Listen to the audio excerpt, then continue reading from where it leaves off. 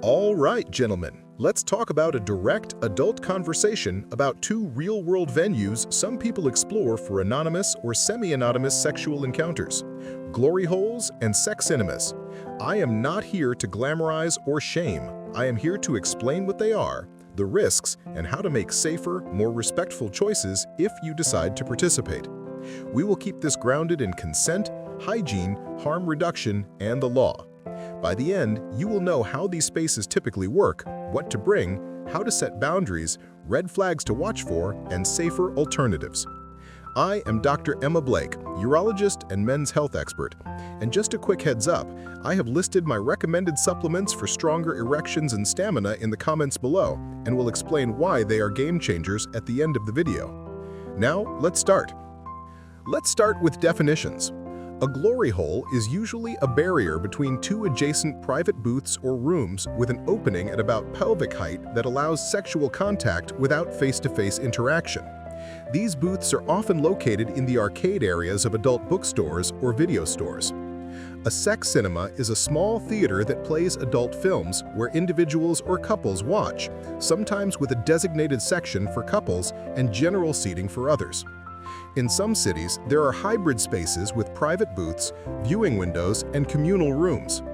These venues exist. Their legality and local regulations vary widely. Before you consider any visit, you're responsible for knowing your local laws and for respecting the rules of the venue. If anything feels unsafe or coercive, leave. Why do some people go? Anonymity, novelty, voyeurism, or exhibitionism. A desire to feel desired, or a way for couples to add a charged environment to their own intimacy. Those motives are not moral judgments, they are human drivers. But the same elements that make these spaces exciting can increase risk. That is why we put safety, consent, and health first. Here is the simplest, most important framework to bring with you. Consent must be explicit, ongoing, and sober. You never owe access to your body. You can stop at any time for any reason. No one is entitled to touch you without your clear yes. Nonverbal go and stop signals should be agreed with your partner before you enter. If you are attending as a couple, talk on the drive over about boundaries, roles, and an exit plan. Decide exactly what is on the table, what is off the table, and what the "we're done now" signal is. If you cannot say it out loud beforehand, do not do it there. Let's talk about hygiene and infection risk. Any sexual contact carries risk of sexually transmitted infections. The risk changes with the act, barrier use, number of partners, and local prevalence. You reduce risk significantly by using new, intact condoms or other barriers for each partner and each act, by avoiding contact with any visible sores, cuts, or rashes, and by not engaging if either party is intoxicated or unable to consent. If oral contact may occur, a condom or cut-to-size dental dam is a harm reduction tool. Bring your own supplies. Do not rely on a stranger's barrier to be present or safe. Now, let's do a practical harm reduction checklist, starting with what to bring in a small bag. Several condoms in your preferred size and type. A small bottle of body-safe lubricant. Disinfectant wipes for high-touch surfaces. Fabrics or paper towels. A small knee pad or small folded towel if kneeling may be part of your plan. A small hand sanitizer. A spare mask if that makes you more comfortable in shared indoor spaces. If you wear contact lenses, re-wetting drops. Keep your phone charged and on silent, and tell a trusted person where you are going and when you expect to be out. If you are uncomfortable carrying a bag, use a jacket with interior pockets. Before you enter a booth, pause. Look at the floor and seating. Wipe the seat, door handle, buttons, and any surface you might touch. If anything looks unclean, leave. In a booth with a panel or opening, you control whether that opening is covered or uncovered. If an unfamiliar body part appears without a barrier, do not feel pressured to engage. Offer a new condom or close the panel. You don't need to explain. For sex cinemas, expect a small theater with layers or rows, a screen, and a mix of solo attendees and couples. The venue may supply sheets for theaters. Bring a spare in case. Sit where you feel you can exit easily. If someone approaches too closely, hold out your hand, palm forward, and say, "No thanks," calmly. Most venues have staff. If anyone ignores your boundary, stand, make eye contact with staff, and leave together. Your safety beats politeness. A word on anonymity. Some people find not seeing a partner's face exciting. Remember that anonymity cuts both ways. You don't know who is on the other side of a partition. That is why barriers, condoms, and exit control matters.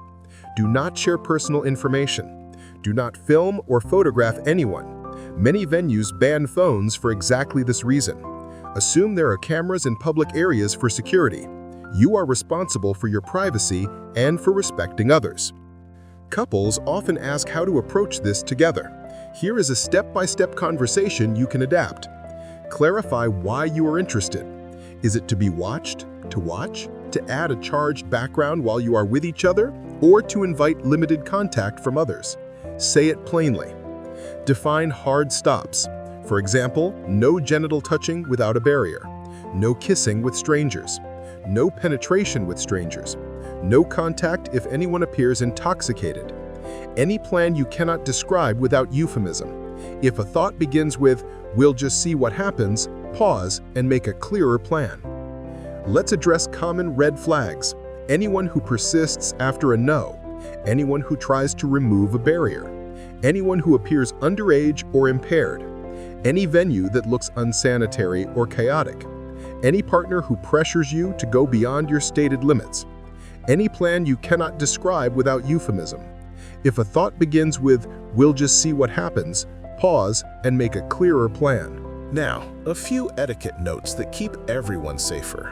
Don't touch without a clear yes. Ask with your hands visible and your voice at a normal volume. Use simple language like, "May I stand here?" or "May I touch your shoulder?" or "No thank you." If you are watching, give space. If you are participating, use barriers and clean up after yourself. If staff speak to you, listen. If you visit as a couple, do not abandon your partner's signals because the room feels exciting. The room does not replace your relationship. For those who want the charge of a shared erotic space with tighter safety, consider alternatives. A reputable sex club with clear codes of conduct and on-site staff. A private play party where hosts vet attendees and explain rules. A couples-only night with monitored rooms. These settings typically enforce consent visibly, clean between scenes, and remove people who cross boundaries. That extra structure lowers the cognitive load so you can relax together. Let us talk about aftercare, which is the part people often skip. After any charged experience, your nervous systems may feel buzzy or ungrounded. Plan something quiet afterward. Water, food, a shower, a debrief on the drive home where you each share one thing you enjoyed, one thing that felt off, and one thing you would change. This is not about blame. It is how you integrate the experience and decide if there is a next time. I want to set expectations. The first visit is rarely the best. You are learning a layout, a rhythm, and how your body feels in a novel space. Nerves are normal. Your plan is to practice leaving when you want, practice saying no calmly, and practice keeping your agreements. If you do that, you will either decide it is not for you, or you will return with more confidence and clearer boundaries. A brief word about health follow-up. If you engage in any unprotected contact, develop sores or discharge, notice pain with urination, or have a fever or rash after a new partner, get tested and treated promptly. Many clinics offer confidential screening and treatment. If you think you've been assaulted or filmed without consent, seek help immediately and consider reporting. Your safety matters more than embarrassment. Finally, here is a condensed toolkit you can replay before you go. Know your local laws and the venue rules. Agree on boundaries with your partner. Bring condoms, lubricant, wipes, tissues, and a kneeling pad if needed. Do not engage if anyone seems impaired. Use barriers for every act and every partner. Keep your exit easy. Say no clearly once, then leave if needed. Afterward, debrief. If anything felt wrong, do not override that feeling. You get to change your mind.